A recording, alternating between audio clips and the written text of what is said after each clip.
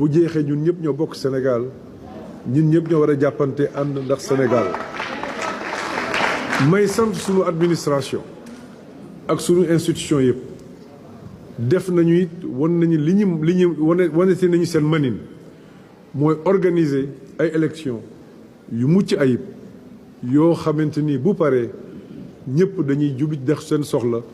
ndax loolu mooy li nga xam ni moom la Sénégal xam ma leen di sant di leen gërëm di leen remercier ma ciy beral nag sant ak gërëm ak nuyoo ñii nga xam ne ñoo bokk langue politique bi maag ñoo ma ànd muy coalition Benno Bokk Yaakaar muy alliance pour la République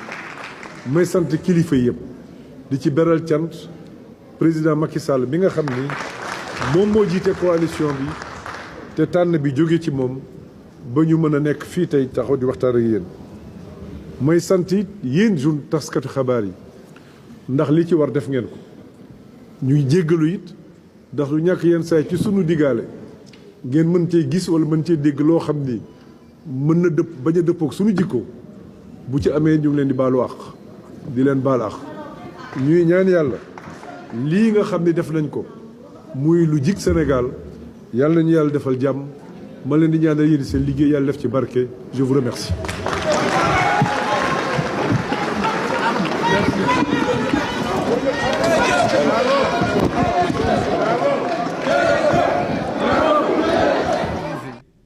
Pour rappeler le haut niveau de citoyenneté des électeurs,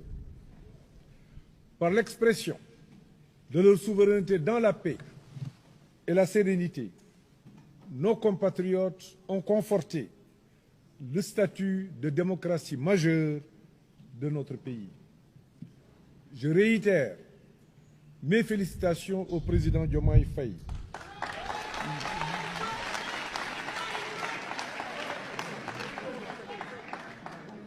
Je lui souhaite réussite et succès à la tête de notre pays. Puisse Dieu l'accompagner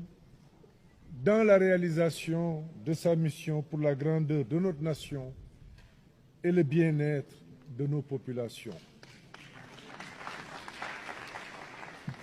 C'est pour moi le moment solennel